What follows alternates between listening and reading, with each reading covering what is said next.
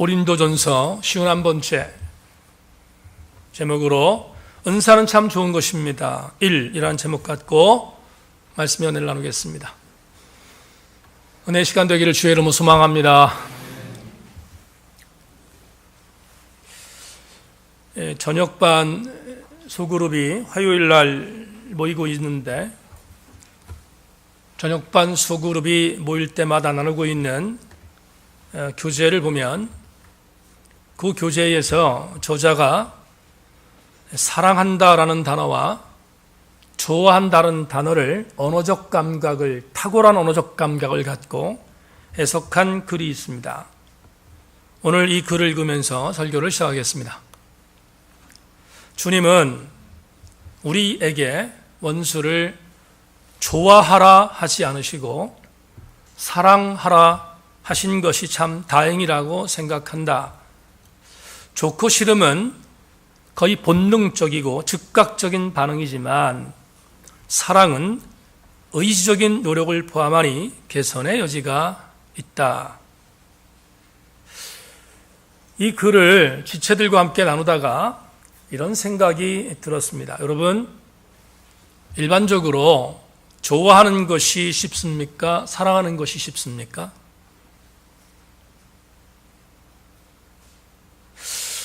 우리는 일반적으로 생각할 때 좋아한다라고 하는 개념으로 말하면 조금은 쉽고 사랑한다라는 개념을 말하면 조금 차원이 높아서 좋아하는 것보다 좀 어렵다고 이해하는 것이 일반적인 관례입니다.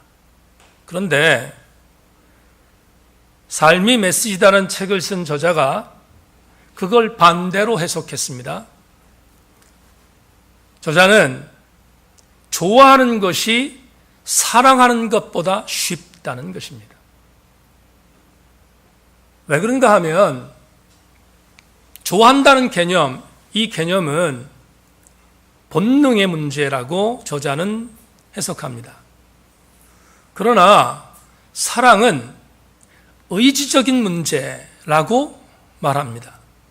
그래서 본능을 움직이는 것과 의지적인 결단을 행해서 행하는 두 가지 중에서 대체적으로 의지적인 활동을 행하는 사람들, 의지적인 뭔가를 표현하는 것은 본능적인 것을 흔드는 것보다 쉽다고 생각하는 것이 저자의 표현입니다.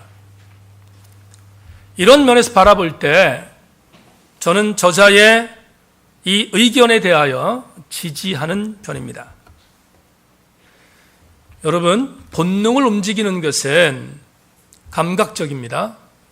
조금 더 심한 말로 얘기하면 말초적입니다. 그래서 내가 내 본능이 움직여져서 누군가를 좋아한다면 반드시 감각적으로 반응하고 본능적으로 반응해야 합니다. 그러나 내가 제3자나 아니면 상대방을 사랑하려면 의지적인 결단만 있으면 가능하기 때문에 주께서 원수를 좋아하라 하지 않고 사랑하라고 말한 것은 참 다행이라고 저자는 말하고 있는 것입니다.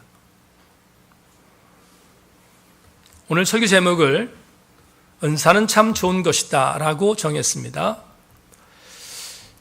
그렇다면 이런 전제를 갖고 앞으로 4주 동안 여러분과 함께 이 본문을 갖고 해석을 해나가야 되겠는데 은사가 좋다라고 받아들인다면 반드시 전제할 것이 있다는 겁니다. 뭡니까? 나에게 주어지는 은사가 좋다면 내 본능이 그것을 반응해야 한다는 것입니다.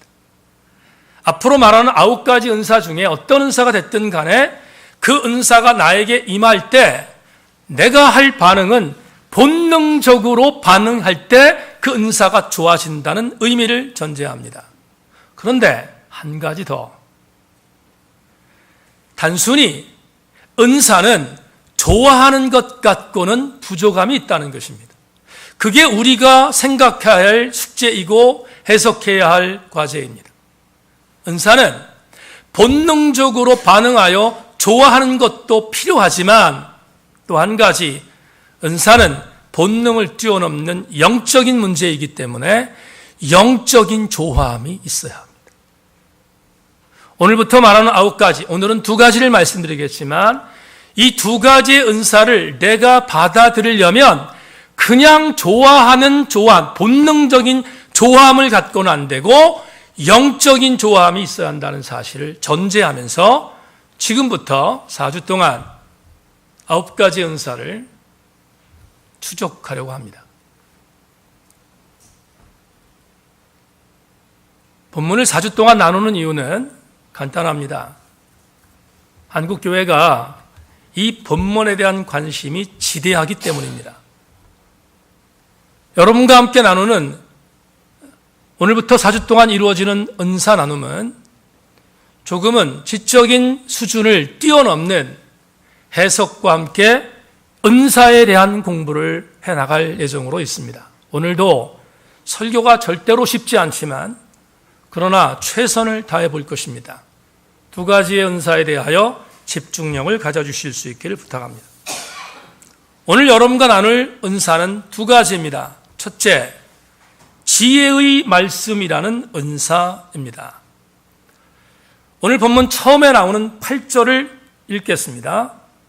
8절에 이렇게 말합니다. 어떤 사람에게 성령으로 말미암아 지혜의 말씀을, 9가지 은사 중에 첫 번째로 나오는 은사가 지혜의 말씀이라는 점에 주목해 주기를 부탁합니다. 지혜에 대한 이야기를 여러분과 함께 나누기를 소망합니다. 제가 고린도전서 강의를 시작한 지가 쉬운 한 번째니까 제가 제 설교 노트를 보니까 벌써 고린도전서 첫 번째 시작이 1년 6개월 전입니다. 1년 6개월 전에 고린도전서 1장을 공부했습니다. 1장 공부할 때 제일 먼저 다루었던 단어가 바로 오늘 여러분과 또다시 씨름해야 할 지혜라는 단어입니다. 고린도전서 1장 말씀을 바울이 편지로 적으면서 대단히 고민스러운 것이 있었습니다. 뭐냐 하면 지혜라는 단어입니다.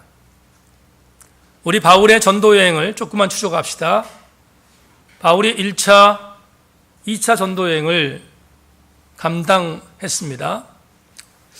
그런데 바울이 전도 여행을 감당하던 어간 여타 다른 지역, 다시 말하면 수리아 안디옥 교회에서 파송받은 이후 여러 지역을 가면서 예수 그리스도의 십자가의 도를 증거할 때 거의 대부분 복음의 능력으로 승리했습니다. 많은 지역에, 소아시아의 많은 지역에 사도 바울이 복음을 갖고 갈 때마다 그것이 복음의 능력으로 변화되었음을 사도행전 11장부터 시작하여 16장까지 소상히 기록하고 있습니다. 그런데 유독이 한 곳에서 바울이 실패 아닌 실패를 경험합니다. 본인이 해왔던 것처럼 예수 그리스도의 십자가의 능력과 도를 증거했음에도 불구하고 유독이 한 곳에서 복음을 거절합니다. 그리고 최선을 다해서 증거했지만 그곳에서 쫓겨나는 신세가 되었습니다. 여러분, 다른 곳에서는 사도 바울이 복음의 능력으로 변화시켜서 핍박을 받아서 쫓겨났지만 지금 이야기하려고 하는 이곳에서는 바울이 유독이 자의적으로 피신하는 장소가 되었습니다. 그것이 어딘가? 여러분 잘 아는 지금 그리스의 수도인 아테네 사역이었습니다. 왜 사도 바울이 아테네에서 실패했는가? 그건 조금만 이해하면 충분히 해석할 수 있습니다. 주 1세기 그리스의 최고의 도시는 여러분 아시는 아덴입니다. 이 아덴은 헬라 철학의 집대성지였고 헬라 철학자들이 모이는 최고의 학부가 있었습니다. 소크라테스, 아리스토텔레스, 플라톤에 이어지는 엄청난 기라성과 같은 헬라 철학자들이 바로 이곳 아덴에서 그들의 꽃을 피웠음을 우리는 이미 헬레니즘 문명을 통해서 알고 있습니다. 이곳에 바울이 복음을 갖고 들어갔습니다. 이곳에서 사도 바울은 예수 그리스도의 십자가의 도라는 무기를 갖고 복음을 갖고 이곳에 들어갔습니다. 왜냐하면 여러분들에게 조금 전에 전수했듯이 여타 다른 터키 지역의 소아시아 지역은 복음으로 촉토화됨을 그가 경험했기에 이곳 그리스도 마찬가지 이 복음의 능력으로 이길 것을 믿었는데 아덴에서 참패당했습니다. 이유는 그들은 십자가의 도보다 더 위대한 가치를 믿고 있었기 때문입니다. 그 위대한 가치가 다름 아닌 소피아, 지혜였습니다. 헬라 철학자들과 헬라인들은 십자가의 도가 별로 필요하지 않았습니다. 웬 뚱딴짓 같은 소린가라고 폄훼할 정도로 별로 바울의 말에 대하여 집중하지 않았습니다.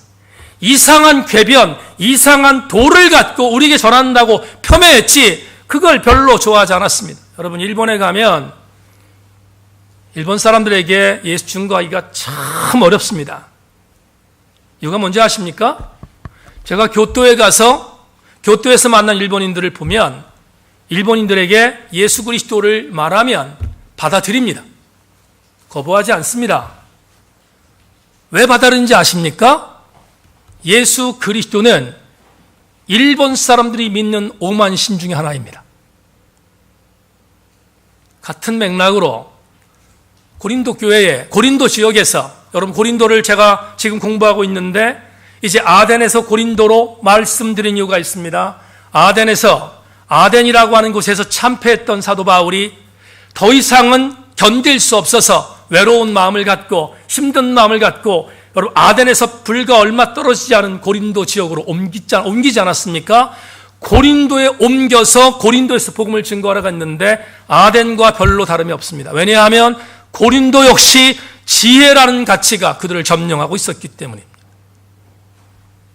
지혜, 참 골치 아픈 것입니다. 그런데 사도 바울이 이 골치 아픈 지혜를 극복하지 않으면 안 되겠다고 생각한 것이 바로 고린도전서에 나오지 않았습니까? 고린도에 최선을 다하여 복음을 증거했고 이곳은 아덴과는 다르게 승리했습니다. 그리고 에베소로 간 뒤 그곳에서 고린도전서를 쓰면서 자기의 투쟁을 회고하는데 지혜에 대하여 극복해야 했음을 수레하는 것이 고린도전서 1장이었다는 것입니다. 고린도전서 1장 지혜가 얼만큼 골치 아팠는지 여러분 다시 한번 곱씹어 보십시다. 고린도전서 1장 19절부터 22절에 사도 바울이 이렇게 썼습니다. 기록된 바 내가 지혜 있는 자들의 지혜를 멸하고 총명한 자들의 총명을 배하리라 하였으니 지혜 있는 자가 어디 있느냐? 선비가 어디 있느냐? 이 세대의 변론가가 어디 있느냐? 하나님께서 이 세상의 지혜를 미련하게 하신 것이 아니냐? 하나님의 지혜에 있어서 이 세상이 자기 지혜로 하나님을 알지 못하므로 하나님께서 전도에 미련한 것으로 믿는 자들을 구원하시기를 기뻐하셨도다. 유대인은 표적을 구하고 헬라인은 지혜를 찾으나 헬라인들은 지혜를 어떻게 생각했는가? 이렇게 생각했습니다. 고린도에 있었던 헬라인들은 지혜를 이렇게 해석했습니다. 여러분 사도 바울에게 있어서 십자가의 도는 가장 궁극적인 가치입니다. 폴 틸리라고 하는 신학자가 가장 궁극적인 가치를 ultimate concern이라는 말을 쓰면서 궁극적 관심이라고 했는데 인간은 궁극적 관심을 믿는다는 것인데 우리 기독교적인 ultimate concern 궁극적 관심이 뭐냐? 그게 우리의 죽음 대신 하나님입니다. 여러분 기독교 신앙인은 하나님이라는 궁극적 관심을 믿는 대상인데 고린도에 있었던 백성들의 ultimate concern 궁극적 관심은 하나님이 아니라 소피아였어요. 다시 말하면 하나님이라고 하는 최고의 가치의 상대 대척점에 있었던 카운터파트가 지혜였다는 거예요. 그러면 어떤 일이 있어도 사도 바울은 이 지혜가 하나님이라고 하는 존재에 대하여 별것이 아님을 설득시켜야 됐는데 그게 어려웠던 것입니다. 아덴에서는 그게 실패했습니다. 그러나 고린도는 포기할 수 없었습니다. 고린도에 돌아왔던 사도 바울이 아덴의 실패를 경험 삼아서 지혜에 대하여 하나님의 대척점에 있는 지혜는 하나님을 이해하고 하나님을 따르는 정도의 수단이지 그것이 궁극적 가치가 아님을 분명히 고린도서 1장에서 말하고 있습니다. 그러면서 사도 바울은 지혜에 대하여 분명한 정의를 행하면서 십자가의 도를 강조하는 것이 이어지는 고린도서 1장 18절 24절 마지막 부분에 있습니다. 여러분, 마지막 부분을 제가 읽겠는데 아까 제가 유대인은 표적을 구하고 헬라인은 지혜를 찾는다고 했는데 바울의 말이 얼마나 중요했는지를 보십시다. 유대인들은 표적을 구하고 헬라인은 지혜를 찾으나 우리는 십자가에 못 박힌 그리스도를 전하니 유대인에게는 꺼리끼는 것이요 헬라에게는 미련한 것이로되 이방인에게는 미련한 것이로되 오직 부르심을 받은 자들에게는 유대인이나 헬라인이나 그리스도는 하나님의 능력이요 하나님의 지혜니라. 그렇다면 사도 바울의 신학의 가장 중요한 포인트는 이것입니다. 여러분, 대단히 중요한 신학적 포인트가 있습니다. 예수 그리스도가 하나님의 지혜라면, 예수께서 하나님의 지혜라면 지혜는 예수를 이해하는 도구이지 믿음의 대상이 아니라는 사실입니다. 지혜는 궁극적인 관심이 아니라 궁극적인 관심이신 하나님을 의지하고 하나님을 이해하는 수단이요 도구밖에 될 수 없다는 사실을 바울이 우리에게 강력하게 제시하고 있는 것이 1장이었습니다. 그런데 말입니다. 11장을 건너서 12장에 가면 이 지혜를 그렇게 해석했던 사도 바울의 결정체가 나옵니다. 지혜라는 것은 믿음의 대상이 아니고 지혜라는 것은 궁극적 관심의 대상이 아니라 진짜로 궁극적 관심의 대상인 하나님을 이해하는 도구라는 사실을 표현하고 있는 결정적인 증거가 오늘 12장 은사장에 나옵니다. 대단히 중요한 문구를 소개하겠습니다. 오늘 첫 번째로 제시한 은사, 지혜의 말씀이라는 단어입니다. 사도 바울이 오늘 첫 번째 은사를 소개하면서 이렇게 말했습니다. 이 은사를 사모하는데 지혜의 말씀이다. 여러분, 역으로 해석해 보십시다. 바울이 이렇게 말했다면 참 절망스러울 것 같습니다. 너희들이 사모할 첫 번째 은사가 말씀의 지혜다. 이렇게 말했다면 정말로 절망스러울 것 같습니다. 근데 너무나 다행인 것은 바울이 우리 그리스도인들이 추구할 첫 번째 은사는 말씀의 지혜가 아니라 지혜의 말씀이라는 점이 너무나 감사합니다. 왜 그럴까요?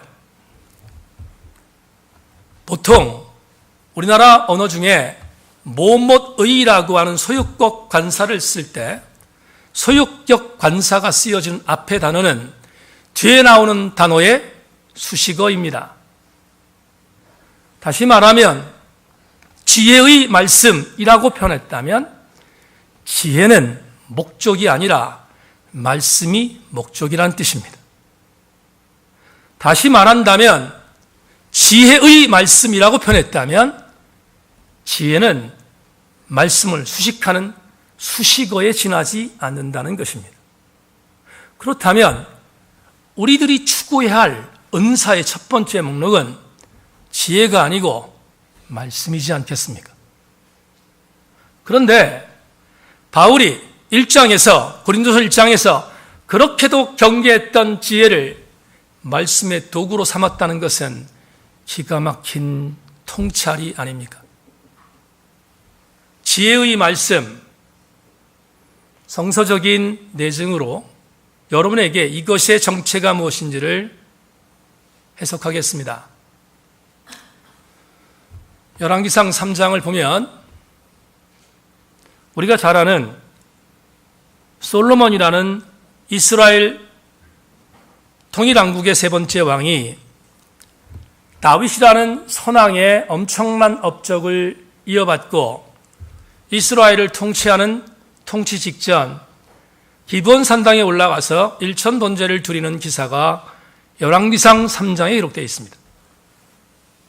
그런데 우리가 너무 잘 아는 것처럼 솔로몬이 기브온 산당에 올라가서 일천 번제를 드린 목적은 한 가지였습니다. 그 이유는 나는 아버지에 비해서 별 볼 일이 없는 아이입니다. 나는 정말 작은 자입니다. 그래서 내가 아버지의 이 통치하는 나라를 통치하기가 너무나 부족하기 때문에 내가 하나님께 원하는 것이 있는데 그 지혜를 달라고, 우리가 너무 잘 아는 것처럼 지혜를 달라고 기도하기 위하여 일천 번제의 제물을 드리며 하나님께 씨름했습니다. 하나님께서 솔로몬의 마음이 합하셔서 너무나 기특해서 그가 요구하는 지혜뿐만 아니라 부귀와 영화까지 주었다고 우리는 열왕기상 3장을 읽을 때마다 하나님의 은혜를 만나게 됩니다. 그런데 바로 이 우리에게 너무나도 익숙하게 알려져 있는 이 기브온 산당에서의 일천번제 제사가 끝난 뒤 다음에 사파를 주목해야 합니다. 열왕기상 3장에 나오는 솔로몬의 기브온 산당의 제사가 끝난 뒤에 기록되어 있는 기사가 뭡니까? 그 유명한 솔로몬의 재판입니다. 솔로몬의 재판, 오죽하면 공영방송 텔레비전에서 솔로몬의 법정이라는 이름으로 여러분 프로그램이 있겠습니까? 세상도 솔로몬의 재판은 다 압니다. 예수 안 믿는 사람들 솔로몬의 재판 다 압니다. 그런데 우리가 이것을 모를 리 있겠습니까? 창기 두 여자가 있었는데 한날 한 여자가 낳은 아이가 죽었습니다. 한 아이가 살았습니다. 그래서 욕심 많은 가짜 엄마가 이 아이를 자기 것으로 만들기 위해서 때를 쓰기 시작해서 법정 분쟁이 이루어졌습니다. 아이를 데리고 왔습니다. 두 여자가 자기가 엄마라고 외칩니다. 그러자 솔로몬이 칼을 갖고 오라고 하지요. 너희들이 전부 다 이 아들이 네 아들이라고 하니까 어쩔 수 없다. 아이를 잘라서 나눠주겠다 했습니다. 그러자 진짜 엄마가 난리가 났습니다. 난리가 나서 그러지 말라고 내가 포기하겠다는 거지요. 이 아이를 죽이는 것은 정말로 안 된다는 거예요. 여러분 성경에 보면 마음의 변민이 이루어졌어요. 이 진짜 엄마가 마음이 정말로 고통스러웠거든요. 근데 그걸 히브리어 원어를 보면 마음이 정말로 고통스러웠다고 했던 범민하다는 것이 히브리 원어에 어떻게 쓰였냐면 이렇게 쓰였어요. 그 여인의 자궁이 꿈틀거렸다 이렇게 표현했다. 진짜 엄마의 마음 아닙니까? 자궁이 꿈틀거리는 고통. 솔로몬이 그걸 알았습니다. 알아서 그래서 현명히 판단합니다. 이 여인이 진짜 엄마니까 이 여인에게 아들을 주어라. 여러분 이거 모르는 신자가 어디 있습니까? 다 압니다. 그런데 제가 오늘 여러분에게 드리고 싶은 지혜의 말씀이라는 말씀을 해석하기 위하여 솔로몬의 재판을 여러분에게 언급하는 이유를 말씀드립니다.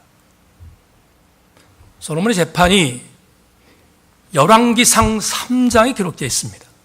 이걸 신학적으로 신명기 학자가 신명기 역사가 기록한 역사라고 보는데 왜 여기다 이걸 기록했을까? 중요한 의미가 있습니다. 잘 아시는 것처럼 솔로몬은 지혜를 얻었습니다. 기브온 산당에서 일천번제를 드린 뒤에 하나님의 마음이 움직여서 지혜를 얻었습니다. 지혜를 얻었다 이 말이죠. 아시겠지요? 지혜를 얻었잖아요. 열왕기상 3장 12절 내가 내 말대로 하여 내게 지혜롭고 총명한 마음을 주노니 내 앞에도 나와 같은 자가 없었거니와 내 뒤에도 나와 같은 자가 일어남이 없으리. 이 한 구절을 보면 정말로 솔로몬은 하나님으로부터 엄청난 지혜를 얻게 된 것은 분명합니다.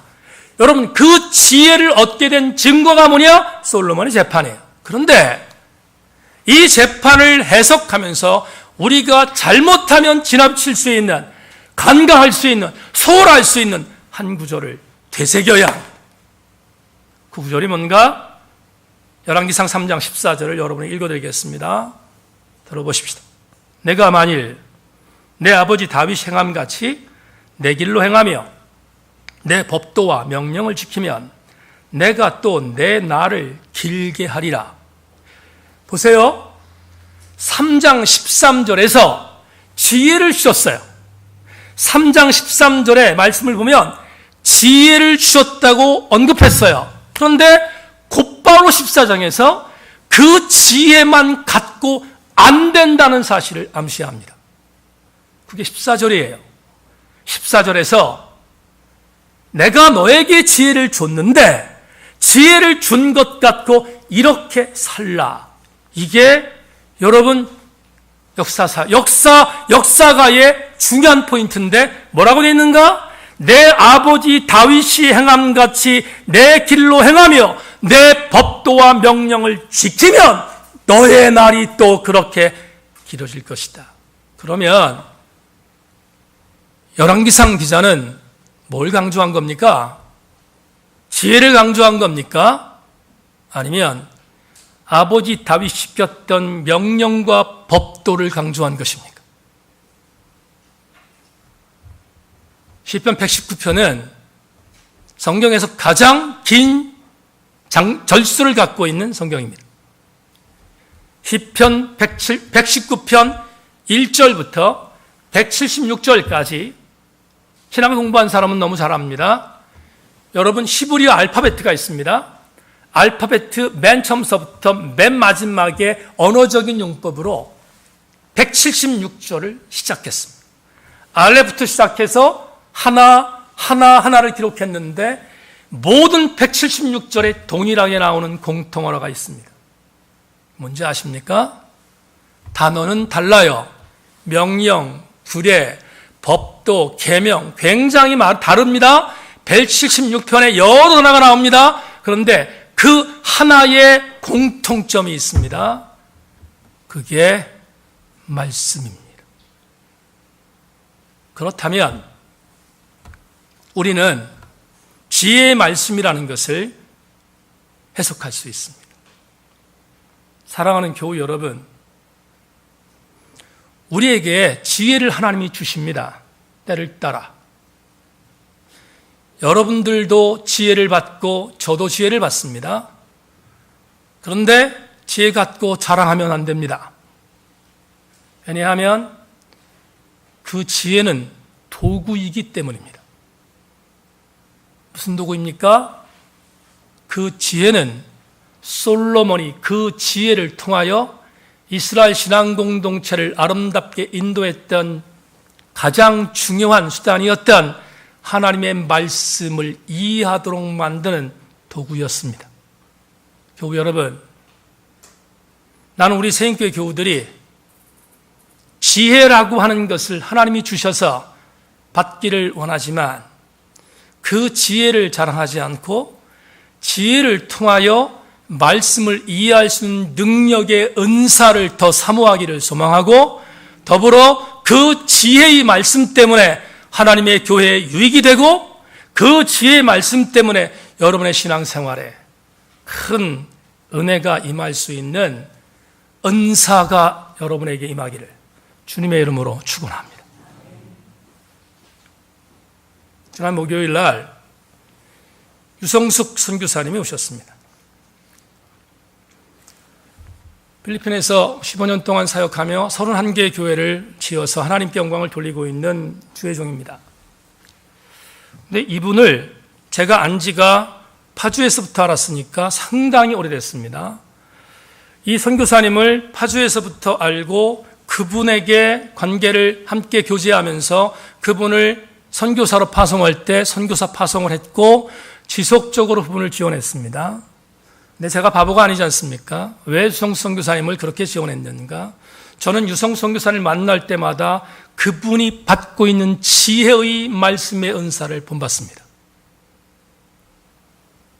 그분이 필리핀에 가기 전 서울 강서성결교회라는 교회에 신방전도사로 사역했습니다. 여러분, 신방전도사 참 참 어렵습니다. 쉽지 않습니다. 저도 전도사로 1년 동안 봉사하면서 1년 동안 신방하다가 이건 정말 못할 짓이다 생각하고 정말 많이 힘들었던 기억이 신방입니다. 그런데 이 신방 전도사로 그 교회를 섬겼는데 참 대단한 분입니다. 이번에 교제하다가 그 신방 전도사님 사역을 했던 유성숙 선교사의 시절을 들었습니다. 서울의 강서선교교회는 여러분 강서에 있는 교회들 중에서 상당히 인텔리 계층이 모여있는 쪽에 교회가 세워진, 그래서 그 교회는 인텔리들이 많이 모이는 교회 중에 하나입니다. 젊은 신자들도 많이 모이는 교회 중 하나입니다. 근데 지금 은퇴하셨지만 저도 참 존경하는 목사님입니다. 그분 참 존경합니다. 왜냐하면 그 목사님과 제 아내가 좋은 관계를 맺고 있는데, 왜냐하면 제 아내의 출신 교회의 목사님이셨기 때문에, 그러니까 그 정도로 저희가 존경하고 잘 따르는 분입니다. 근데 은퇴하셨는데, 여러분 지금 80이 넘으셨는데, 지금 은퇴하신 목사님들 공통점이 하나 있어요. 다 그런 건 아니지만 조심스러운 얘기긴 합니다만은, 그 당시에 신학을 공부하셨던 목사님 제대로 공부를 할 수가 없었어요. 왜냐하면 신학교 교수님들이 별로 공부를 많이 한 분들이 아니었기 때문에 그냥 거기서 거기였습니다. 그러다 보니까 그분들의 신학적인 배경, 신학적인 내용들 이렇게 든든하지 못했던 것 같습니다. 그런데 이 유성숙 선교사님이 섬기던 교회의 담임 목사님이 사랑도 많고 그리고 재주도 많고 다 좋은데 한 가지가 부족했습니다. 그게 뭐냐? 말씀입니다. 여러분, 설교의 능력이 부족하다고 보면 나이 든 분들은 괜찮습니다. 근데 젊은 신자들 버티기 어렵습니다. 쉽지 않습니다. 강서선교회도 마찬가지였습니다. 새로운 신자들이 모입니다. 젊은 신자들이 모였습니다. 많이 모여서 그 교회에서 예배를 드렸는데 그 선교사님 말 그대로 버텼습니다. 왜냐하면 담임 목사 설교가 들리지 않기 때문입니다.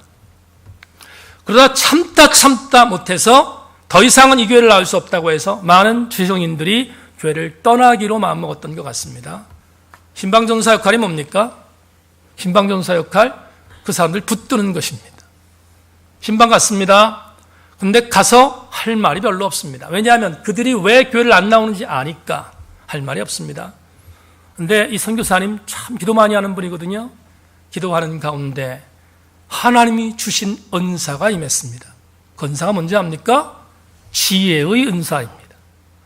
그 은사를 갖고 그분들을 이렇게 권면했습니다. 그 말 듣는데 참 가슴이 따뜻했습니다. 성도님, 우리 가정 얘기 한번 합시다. 성도님의 아버지를 한번 예를 듭시다. 아버지가 돈이 많습니다. 능력이 있습니다. 그래서 돈을 막 주는 능력 있는 아버지입니다. 근데 어떤 가정에 가난한 아버지가 있습니다. 가난한 아버지 돈이 없습니다. 능력 없습니다. 근데 저녁에 들어올 때마다 자녀들을 품고 안고 사랑해 주었습니다. 묻습니다. 성도님의 아버지가 돈이 많아서 능력이 많아서 돈 팍팍 주는 아버지가 좋습니까? 사랑 많아서 매일 저녁 안아주는 아버지가 좋습니까? 뭐로 대답했겠어요? 전자입니까? 후자입니까? 바보가 아닌 이상 후자 말하지 않겠습니까? 그래서 많은 사람들이 후자라고 말했습니다.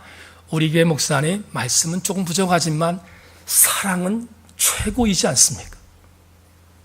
그리고 그 선교사님 이렇게 표현했습니다. 목사님, 그때 제가 그렇게 권면해서 잡은 사람들 중에 상당수가 장로여 권사됐습니다. 유진 피터슨이 오늘 첫 번째 지의 말씀이라는 단어를 메시지에서 이렇게 대체했습니다. 지혜로운 권면이다. 맞습니까? 오늘 지혜의 말씀이, 이 은사가 우리 교회에 충만할 이유는 이 지혜의 말씀이 은사가 충만할 때 하나님의 교회가 유익이 있지 않겠습니까? 여러분의 신앙생활에 흔들리지 않는 하나님의 은혜가 있지 않겠습니까? 권면합니다.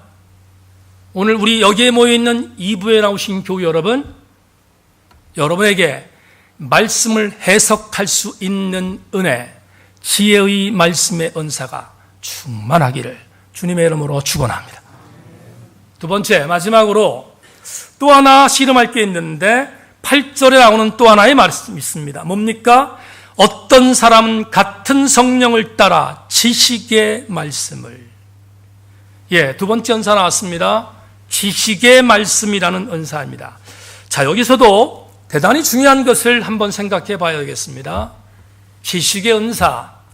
이 지식이라는 단어는 헬라어로 그노시스라고 합니다. 그런데 이 그노시스라는 단어는 1세기 이 당시에 상당히 위험한 단어로 변질됐습니다. 왜냐하면 영지주의자들이 이 단어를 갖고 교회를 무너뜨리기 시작했습니다. 다시 제가 조금 전에 지혜의 말씀 얘기했는데 아덴과 고린도 지역의 지혜는 하나님이라고 하는 존재의 카운트파트였습니다. 그런데 또 하나가 있었습니다. 지식이었습니다. 영지주의자들은 이 지식이 구원의 통로라고 믿었습니다. 구원을 받으려면 이 지식이라는 가치를 획득해야 된다고 믿었습니다. 그래서 하나님이 아니라 지식이 하나님이었습니다. 이런 영적 기상도 속에 지식이 얼마나 위험한 단어인지를 바울은 알고 있습니다. 그런데 같은 맥락으로 이것도 참 감사하게 다가옵니다. 아까 말씀드렸습니다. 말씀의 지혜가 아니라 지혜의 말씀이라고. 마찬가지 오늘 두 번째 은사가 말씀의 지식이 아니라 지식의 말씀이라는 점이 너무 감사합니다. 왜? 지식도 말씀을 이해하는 도구이기 때문입니다. 그렇다면 두 번째 은사, 지식의 말씀이라는 것은 뭘까? 이것은 성서 내증이 아니고 성서 외적인 부분까지 포함하여 여러분에게 한 신뢰를 얘기 드리고 해석하면 이해가 될 것 같습니다. 이제 정치 얘기를 좀 해야 되겠는데, 정치 이야기를 하면 색깔을 끼고 보지 말기를 바랍니다. 왜냐하면 정치 색깔은 다 다를 수 있으니까. 그러니까 이 정치에 대한 이야기를 할 때 여러분들이 색깔을 끼지 말고 그냥 성경에 있는 말씀에 넘어가지 않는 부분에 있어서 함께 이해해 주시면 고맙겠다고 생각을 하고 조금 불편하지만 말씀을 드리겠습니다. 로마서 13장 말씀을 제가 읽어드리겠습니다. 로마서 지금 읽는 이 본문은 지금도 치열하게 논쟁의 거리가 되고 있는 우리 기독교계의 정말 골치 아픈 본문 중에 하나입니다. 로마서 13장 1절로 2절 이렇게 써 있습니다. 각 사람은 위에 있는 권세들에게 복종하라. 권세는 하나님으로부터 나지 않음이 없나니 모든 권세는 다 하나님께서 정하신 바라. 그러므로 권세를 거스리는 자는 하나님의 명을 거스림이니 거스리는 자들은 심판을 자취하리라. 한 번 더 읽겠습니다. 각 사람은 위에 있는 권세들에게 복종하라. 권세는 하나님으로부터 나지 않음이 없나니 모든 권세는 다 하나님께서 정하신 바라. 그러므로 권세를 거스리는 자는 하나님의 명을 거스림이니 거스리는 자들은 심판을 자취하리라. 이게 왜 골치 아픈 본문인가 하면 여러분 이 본문을 문자적으로 해석하고 받아들이면 이런 해석이 가능합니다. 우리나라의 서울의 봄을 무참히 짓밟았던 전두환 정권을 여러분 기억하십니까? 제 선배 목사님 중에서 전두환 당시 국가보위위원장, 이 사람이 대통령으로 부상하자 조찬기도에 가서 하나님이 이 사람을 택했습니다. 극찬했습니다. 전비어천가를 불렀습니다. 훗날 자기가 저지른 죄에 대하여 선배 목사님 정말로 진솔하게 회개하고 세상 떠났습니다. 그런데 만약에 로마서 13장 1절로 2절 말씀을 문자로 해석한다면 이 해석이 가능합니다.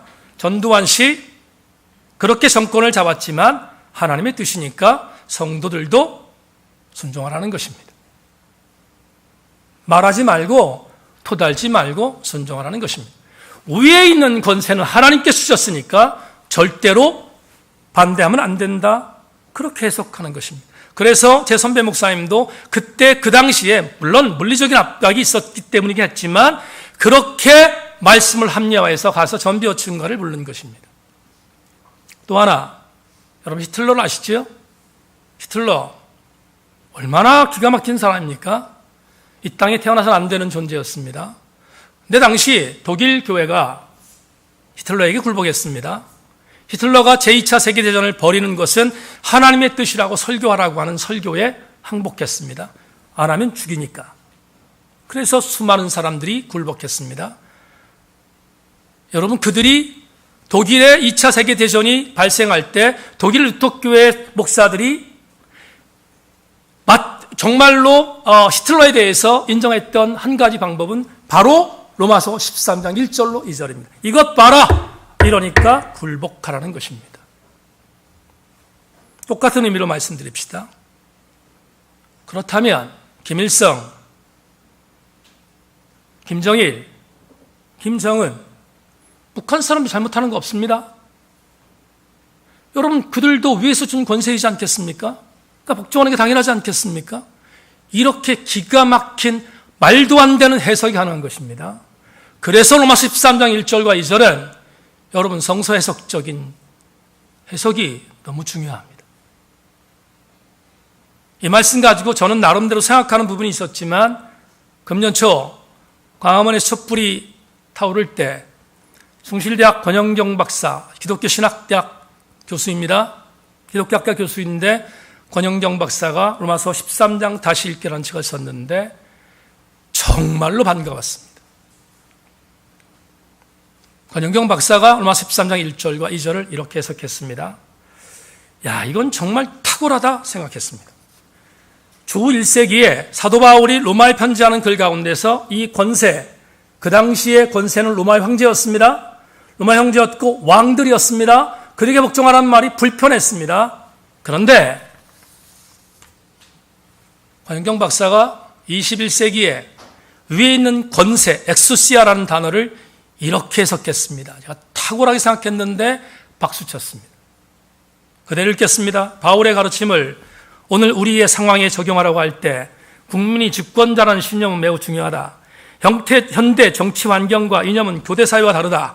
고대 사회를 염두에 두고 기록된 성경 본문을 억지로 끌고 와 오늘날의 통치 권력을 절대하고 복종의 논리로 이념하라는 것은 위험한 시대착오이다. 고대 왕들은 왕권 신수설이라는 이념을 내세워 국민들을 억압하고 자신의 사적 욕망을 추구할 수 있었지만 지금은 국가와 국민의 관계를 생각하는 방식이 달랐다. 하나님의 주권은 더 이상 왕 개인에게 위임되지 않는다. 오히려 하나님의 주권은 한나라 국민 모두에게 동일하게 위임된다. 그리고 시민들은 자신에게 주어진 그 권리를 소수의 통치자에게 다시 위임하게 된다. 정신 번쩍 들었습니다. 왠지 아십니까? 위에 있는 권세가 왕과 로마의 황제가 아니라 대한민국 주권은 국민에게 있습니다 했던 것처럼 국민으로 해석했기 때문입니다. 위에 있는 권세가 국민이라고 해석한 해석, 저는 전적으로 동의합니다. 자, 이제 말씀을 정리할 때가 왔습니다. 지식의 말씀을 이야기하다가 갑자기 왜 로마 13장을 얘기했는가? 여러분, 권영경 박사가 지금 해석한 해석은 성서 해석이라는 지식입니다. 어느 정도 공부한 분들은 지식적으로 성경을 이해합니다. 얼마나 가능한 일이죠? 누구든지 가능한 일입니다. 그런데 이것을 성서 해석으로 해석하는 것은 지식입니다. 그런데 제가 여러분 말씀드리는 지식의 말씀은 뭔가? 이 해석이 믿어지는 거예요. 이 해석이 나에게 적용되는 능력이에요. 사람마다 달라요. 지식의 말씀이 없는 사람, 이 말씀을 거부할 수 있습니다. 그런데 지식의 말씀이란 은사를 받은 사람들은 이 말씀이 믿어져 그것을 본인의 삶으로 적용하는 능력, 그게 지식의 말씀이라는 은사입니다. 그렇다면 우리는 이 두 번째 은사를 통하여 대단히 중요하게 여겨야 할 교훈을 받을 수 있습니다. 여러분, 지식도 결국은 말씀을 이해하는 도구라는 사실입니다. 지식을 추구하고 지식만을 목적으로 하면 그건 말씀을 이해하는 신앙이 아닙니다. 바울이 고린도 교회 성도들에게 권면했던 두 번째의 은사는 지식을 통하여 말씀을 이해하고 적용하는 은사를 가르치고 있습니다. 무쪼록 나는 우리 교회에 지혜의 말씀의 은사가 충만한 것은 물론이거니와 지식의 말씀의 은사도 충만하기를 소망합니다. 그게 바로 우리 교회에 유익을 주시는 두 번째의 은사이기 때문입니다. 말씀 맺겠습니다. 저는 가끔 EBS를 봅니다. EBS 방송이 유익한 게 많기 때문에 보는데 그 중에서도 세계 테마기행이라는 프로그램을 자주 보는 편입니다. 요즘에 뭐 텔레비전 파업 때문에 EBS도 하는지 모르겠습니다만은 재방송을 보게 됐습니다. 세계 테마기행의 재방송이 어디냐면 러시아 남방의 가장 극동에 있는 캄차카 반도 여행 테마기행이었습니다. 보다가 참 은혜로운, 제가 볼 땐 은혜로웠습니다. 은혜로운 프로그램 한 장면을 보게 되었는데 세계 테마기행 프로듀서와 나레이터가 함께 오지를 갔습니다. 그 캄차카란 그 반도는 여러분 헬리콥터 정류장이 버스 정류장보다 많습니다. 왜냐하면 도로가 없기 때문입니다. 도로가 없으니까 비행기를 타고 가는 겁니다. 헬리콥터를 타고 가는데 우리가 학교에서 배웠죠. 툰드라 지역에 우리 전 세계에서 툰드라 지역이 아주 유명한 지역이 어디냐면 캄차카 반도입니다. 그런데 거기를 가려면 헬리콥터를 타고 가야 됩니다. 왜? 오지입니다. 차가 못 들어가는 지역인데 거기에 유목민이 있다는 이야기를 듣고 이 세계 테마 기행 스태프들이 들어간 것입니다. 들어갔더니 아니나 다를까 문명의 손길이 거부된 그 지역 거기에서 살고 있던 70평생의 한 유목민을 만나는 장면을 보게 되었습니다. 그 유목민의 멘트는 참 저를 가슴찡하게 했습니다. 70평생 문명과 거부하며 술록과 함께 살았던 70평생의 한 노인에게 스텝이 이렇게 질문했습니다. 할아버지, 이곳에서 평생을 사신 이유가 있습니까? 를 물었습니다. 질문을 받은 할아버지가 아주 해맑은 미소를 갖고 주저하지 않고 이렇게 말했습니다. 난 이곳이 좋아. 저기 뛰어노는 술록도 좋고 여기에 있는 들, 여기에 있는 바람, 여기 있는 풀 이것들을 놓을 수가 없어. 나는 이곳이 너무 좋아. 그래서 나는 이곳을 떠날 수 없어. 좋아하는 것은 본능적 반응입니다. 본능적인 반응을 막을 수 없습니다. 그런데 우리 그리스도인들은 한 가지를 더 해야 합니다. 이 본능적인 좋아함을 뛰어넘는 영적 좋아함이 있어야 합니다. 그 영적 좋아함은 9가지 은사를 통해서 여러분에게 나타날 것입니다. 오늘 2가지 지혜의 말씀, 지식의 말씀의 은사를 본능적으로 받지 말고 영적으로 받으셔서 여러분의 은사로 만드시고 여러분의 은사로 새기셔서 그것을 여러분 신앙생활에 유익이 되는 도구로 사용하는 아름다운 주인공들, 우리 교우들 되기를 주님의 이름으로 축원합니다. 하나님 감사합니다. 오늘 주의 말씀 나누었습니다. 성령